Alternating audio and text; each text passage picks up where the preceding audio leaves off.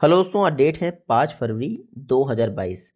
तो एक बार फिर से मैं हाजिर हूँ डेली पीआईबी एनालिसिस के साथ। देखिए 6 बजे कुछ ज़्यादा ही जल्दी हो रहा था, इसलिए मैं वापस 7 बजे से कर रहा हूँ। और ख़ास बात क्या है, आज से मैं क्वेश्चन इन्वॉल्व कर रहा हूँ जो कि आज के ही लेक्चर पर यानी उसी लेक्चर पर आधारित होंगे। तो अगर आप वीडियो ढंग से देखेंगे तो इस क्वेश्चन का आज आप जवाब दे पाएंगे, अदरवाइज नहीं दे पाएंगे। ठीक है, अब तुक्का तो किसी का भी काम करता है, लेकिन यूपीएससी में एक क्वेश्चन में तुक्का लग जाएगा आपका, 99 में नहीं लग जाएगा। इसीलिए नॉलेज पहली प्रायोरिटी होनी चाहिए आपकी, तुक्का अगली प्रायोरिटी, मतलब वो तो प्रायोरिटी में होनी नहीं चाहिए। तो ये आज का हमारा पहला क्वेश्चन है, बायो एनर्जी प्रोग्राम से रिलेटेड है, जो बायोगैस है उससे रिलेटेड पहला क्वेश्चन है। अगर आप ढंग से ये लेक्चर करेंगे तो मेरे ख्याल से आप इजिली इस क्वेश्चन को सॉल्व कर लेंगे। ठीक है, इसमें करेक्ट स्टेटमेंट पूछी गई है। ठीक है, आपको आसानी से ये टिक करना है। चलिए आज का पहला आर्टिकल देखते हैं हम लोग। देखिए हमारे देश में फॉरेस्ट कवर की क्या स्टेटस है, इसके विषय में पहला आर्टिकल है। तो देख लेते हैं क्या बात की गई है इस आर्टिकल में। India state of forest report हाल ही में पब्लिश की गई है। शुरुआत की गई थी 1987 से, यानी 1987 में पहली बार ये रिपोर्ट पब्लिश की गई थी। हाल ही में 17th India state of forest report जारी की गई है, जो कि हर 2 वर्ष में जारी की जाती है। किसके द्वारा? Forest survey of India, Dehradun. ये किस मिनिस्ट्री के तहत कार्य करता है? Ministry of environment, forest and climate change. देखिए पूरे देश में फॉरेस्ट कवर के विषय में इंफॉर्मेशन देने का काम है आपके फॉरेस्ट सर्वे ऑफ इंडिया। तो फॉरेस्ट कवर असेसमेंट करता है, वॉल टू वॉल मैपिंग करता है। इसका मतलब ये नहीं कि हर जंगल के बाहर एक दीवार है। इसका मतलब ये है कि सपोज करिए आपका सैटेलाइट डाटा यहाँ तक हो गया, तो फिर यहाँ से ये एक वॉल क्रिएट हो गई, फिर से सैटेलाइट डाटा यहाँ तक जो है आपका फॉरेस्ट कवर का असेसमेंट करता है।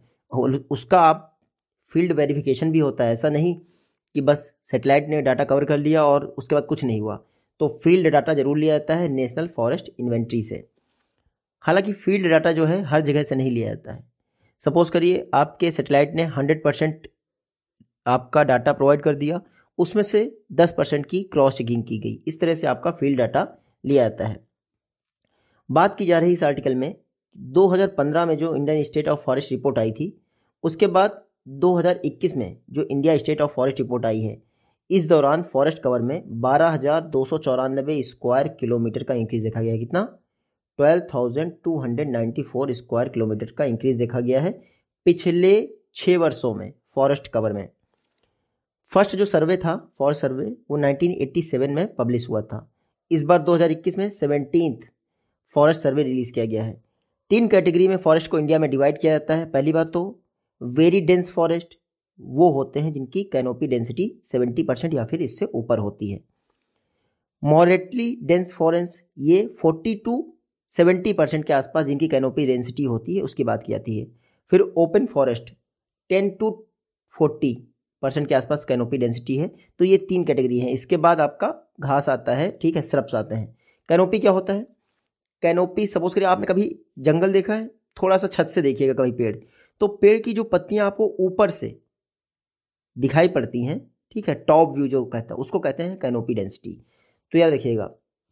अब यहाँ पे बात कीजिए पिछले 7 वर्षों में, यानी 2015 में जो फॉरेस्ट सर्वे की रिपोर्ट आई थी, उसके बाद 2021 में जो फॉरेस्ट सर्वे की रिपोर्ट आई, उसमें देखा जाए तो फॉरेस्ट कवर में काफ़ी चेंज देखने को मिला है। आपको याद रखना है टोटल डाटा चेंज हुआ है 12,294 स्क्वायर किलोमीटर।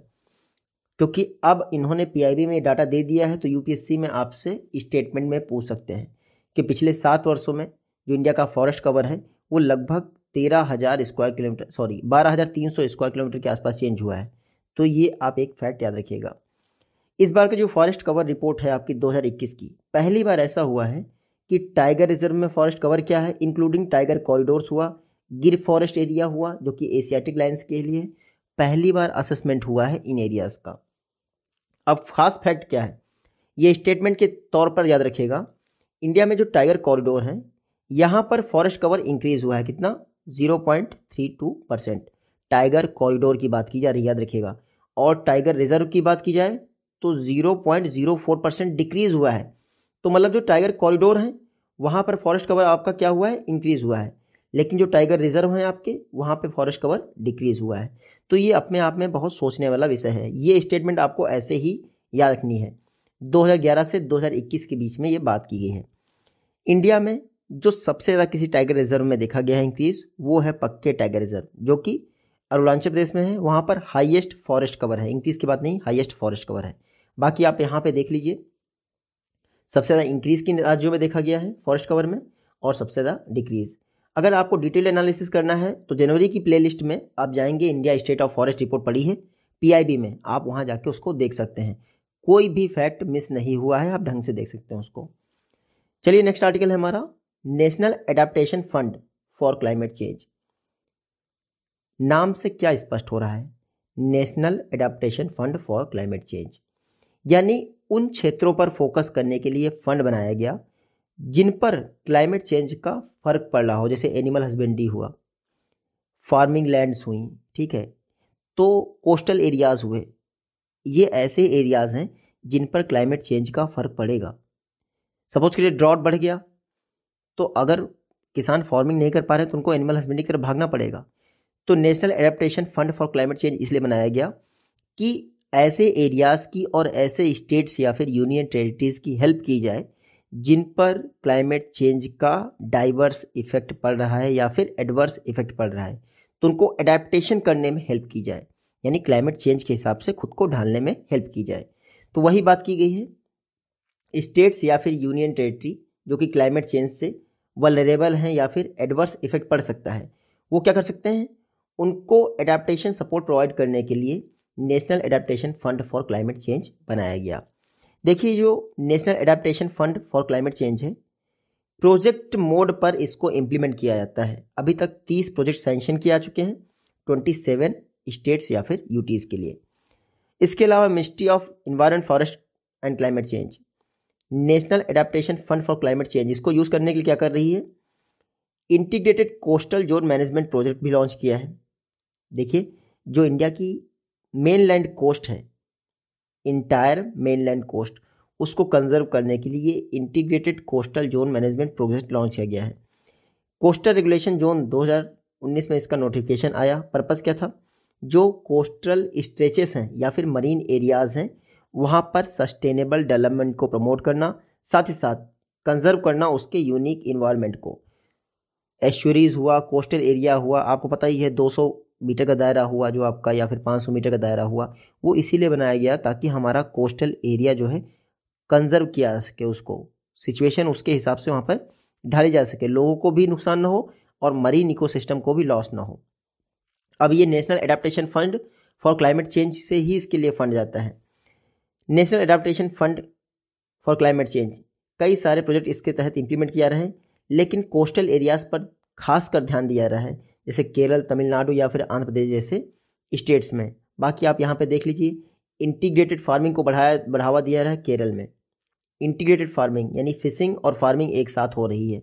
फिर गल्फ ऑफ मन्नार तमिलनाडु में जो कोस्टल हैबिटेट या फिर बायोडाइवर्सिटी है, उसके रिहेबिलिटेशन के मैनेजमेंट के लिए काम किया जा रहा है। Climate resilient intervention dairy sector में प्रोवाइड किया जा रहा है, जो कि आंध्र प्रदेश के एडिड रीजन्स हैं, सूखाग्रस्त प्रभावित क्षेत्र हैं। तो वहाँ पर डेयरी सेक्टर के लिए आपको पहली बात तो, अगर आपके पास हरा चारा नहीं है तो जानवर प्रभावित होंगे।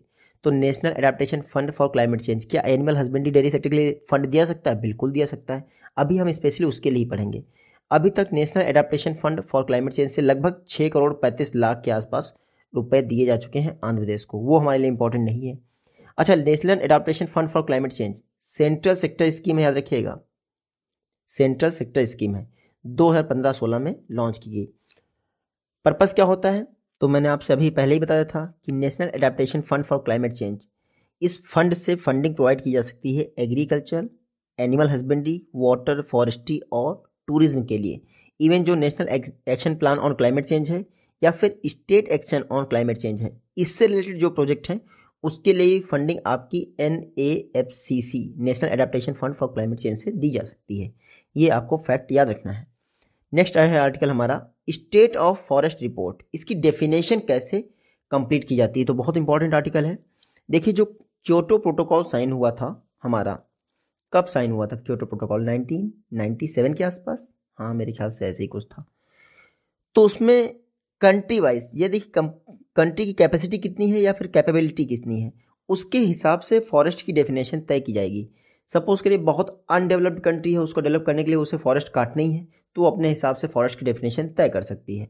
बहुत कोई डेवलप कंट्री है, उसको फॉरेस्ट की ज़रूरत है और इतना विकास नहीं करना, तो वो अपने हिसाब से फॉरेस्ट की डिफिनेशन तय कर सकती है। हालांकि क्योटो प्रोटोकॉल में कुछ बेसिक सी डिफिनेशन की। पहली बात तो crown cover percentage. Kyoto protocol में कहा गया कि ट्री क्राउन कवर 10 से 30% होगा तब वो फॉरेस्ट में माना जाएगा। अपने इंडिया में 10% है, जिसको कैनोपी डेंसिटी आप कहते हैं ना, उसकी बात की जा रही है। 10 से 30% क्राउन कवर। फिर मिनिमम एरिया 0.05 हेक्टेयर से 1 हेक्टेयर माना गया। इंडिया में 1 हेक्टेयर यानी मैक्सिमम लिया है। क्यों इंडिया ने लिया है? क्योंकि अगर 0.05 हेक्टेयर को भी ले लेंगे तो डेवलपमेंट की एक्टिविटी सारी रुक जाएंगी, कोई हाईवे बन ही नहीं पाएगा। क्योंकि पहले ministry of environment forest and climate change से परमिशन लो, इससे परमिशन लो, सुप्रीम कोर्ट, एनजीटी, फला फला, इतने तो आपके हिंड्रेंसेस रहते हैं। ठीक है, तो इंडिया में 1 हेक्टेयर मैक्सिमम जो लिमिट थी क्योटो प्रोटोकॉल के तहत, उसको अपनाया गया फॉरेस्ट को डिफाइन करने के लिए। फिर क्योटो प्रोटोकॉल में कहता है कि जो मिनिमम हाइट है मेच्योरिटी की इन सिटू स्थानीय पौधों के लिए 2 से 5 मीटर होनी चाहिए। इंडिया ने मिनिमम लिया इसमें कि अगर 2 मीटर के पेड़ हैं तो हम उनको फॉरेस्ट की कैटेगरी में शामिल करेंगे। और ख़ास बात क्या है, इंडिया ने अपने हिसाब से परिभाषा तय की है और इसको UNFCCC साथ ही साथ फूड एंड एग्रीकल्चर ऑर्गेनाइजेशन द्वारा पूरी तरह से अपनाया गया है। इंडिया की जो डिफिनेशन है फॉरेस्ट की, 3 क्राइटेरिया उसने फॉलो किए हैं। 10% आपका कैनोपी डेंसिटी, 1 हेक्टेयर आपका एरिया कवर और 2 मीटर हाइट। ये कहीं फैक्ट आपको नहीं मिलेंगे एक्सेप्ट PIB, तो प्लीज़ आप नोट रखिएगा। ये 3 क्राइटेरिया इंडिया ने अपनाए हैं। फॉरेस्ट को इसके आधार पर डिवाइड किया जाता है या फिर डिफाइन किया जाता है।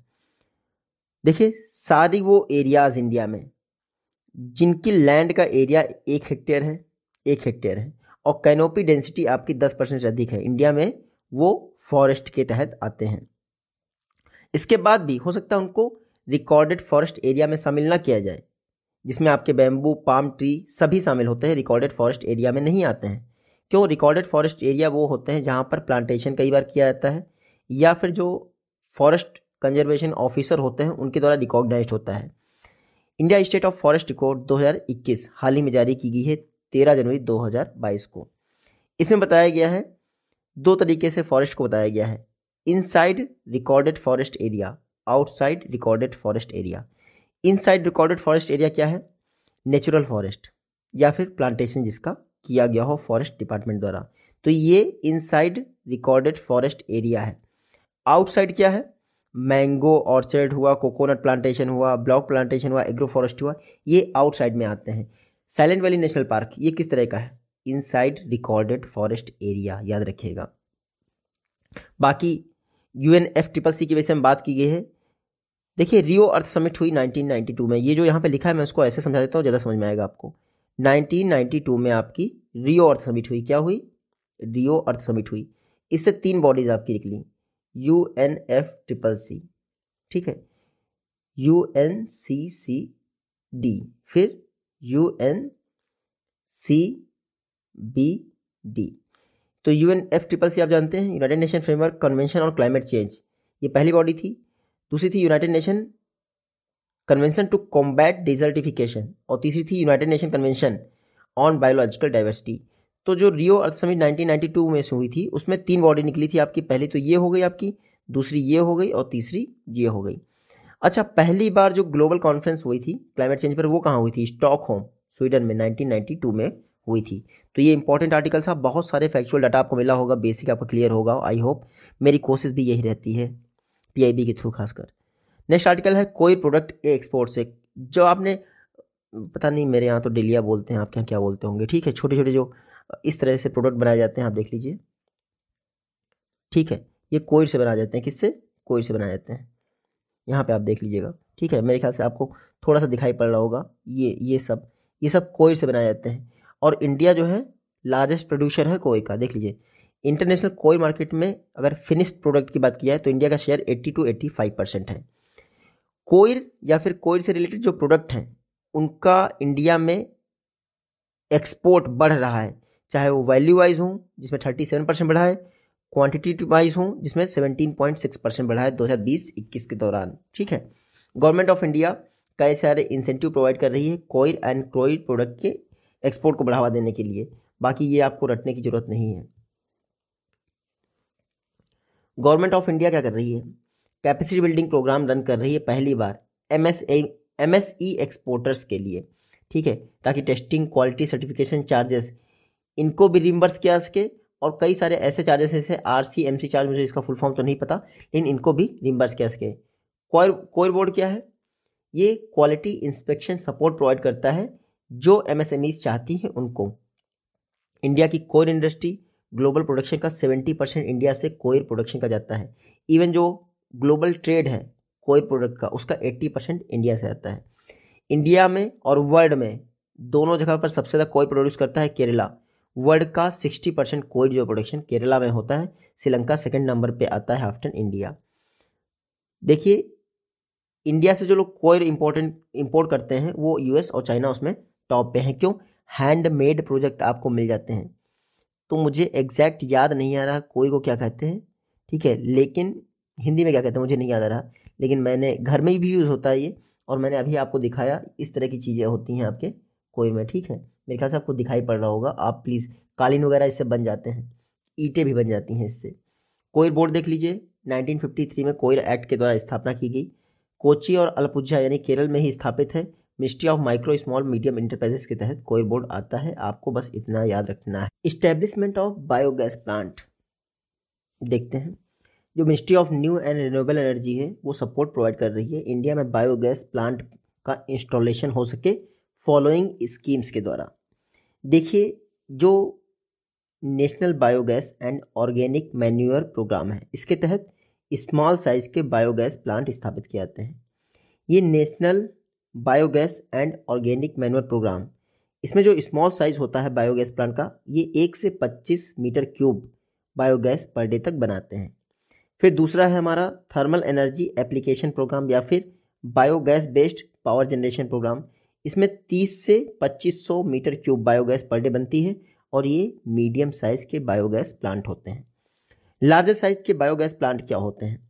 देखिए, energy from urban industrial agricultural waste से अगर बनानी हो तो ये लार्जर साइज के बायोगैस प्लांट होते हैं, जिनकी capacity 2500 metre cube biogas per day से ऊपर होती है। तो ये कई सारी स्कीम्स हैं, जो 4-5 स्कीम की बात की गई है। इन स्कीम को 31 मार्च 2021 तक इम्प्लीमेंट किया जाना था, वैलिड थी। हालांकि अब इनको एक्सटेंड कर दिया गया है बियॉन्ड, यानी 31 मार्च 2021 के बाद ये बायो एनर्जी प्रोग्राम जो ministry of new and renewable energy का ही कंटिन्यू रहेगा। कब तक? 2021-22 से 2025-26 तक, यानी 5 वर्षों के लगभग। लेकिन याद रखिएगा, जो पहले से क्रिएटेड लायबिलिटीज़ हैं उनको कंप्लीट करने के लिए कोई भी नया प्रोजेक्ट सैंक्शन नहीं किया जाएगा। लिखा है ओनली टू मीट, याद रखिएगा। तो UPSC में है, आपको पता ही है ऐसे क्वेश्चन आते हैं। तो मेरे ख्याल से आपको एक स्टेटमेंट मिल गया होगा, सही है गलत।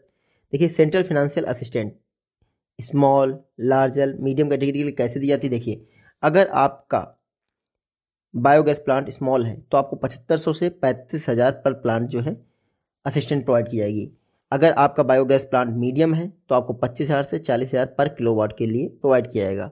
और अगर आपका वेस्ट टू एनर्जी स्कीम के तहत आते हैं तो आपको 1 करोड़ तक की असिस्टेंट प्रोवाइड की जाएगी। ये आप इतना थोड़ा सा याद मत रखिएगा, बस बेसिक आइडिया आप ले लीजिए। इंडिया में सतत प्रोग्राम लॉन्च किया गया 2018 में, sustainable alternatives towards affordable transportation. सतत स्कीम का मतलब क्या था? बायोगैस वेस्ट, जो बायो वेस्ट है उससे कंप्रेस्ड बायोगैस बनाई जाए, और जो फार्मर्स हैं उनकी इनकम में भी हेल्प करेगा, और जो इलेक्ट्रिक व्हीकल नहीं बन पा रहा है हमारा, वो CNG से चलेंगे, CBG से, याद रखिएगा। तो 10 वर्ष के लिए कंप्रेस्ड बायोगैस जो प्लेटफॉर्म है उनको डेवलप करना था और कॉमर्शियल एग्रीमेंट करना था सतत स्कीम के तहत। Ministry of new and renewable energy की स्कीम है कंप्रेस्ड बायोगैस के लिए। नेक्स्ट आर्टिकल हमारा, नॉर्थ ईस्ट एरिया में इकोलॉजिकली सेंसिटिव एरिया का प्रोटेक्शन किया जा रहा है कई सारी स्कीम के द्वारा। गवर्नमेंट ऑफ इंडिया क्या कर रही है? नॉर्थ ईस्ट स्टेट्स में इकोलॉजिकली जो सेंसिटिव एरिया है उनका प्रोटेक्शन किया जा रहा है, चाहे वो national mission for green India हो, टाइगर मिशन हो, प्रोजेक्ट टाइगर, प्रोजेक्ट एलिफेंट हो, नेशनल बैम्बू मिशन हो। सारी स्कीम के द्वारा हमारे नॉर्थ ईस्टर्न एरिया के जो इकोलॉजिकली सेंसिटिव जोन है उनको कंजर्व किया जा रहा है। प्रधानमंत्री वन धन योजना, इसमें क्या होता है?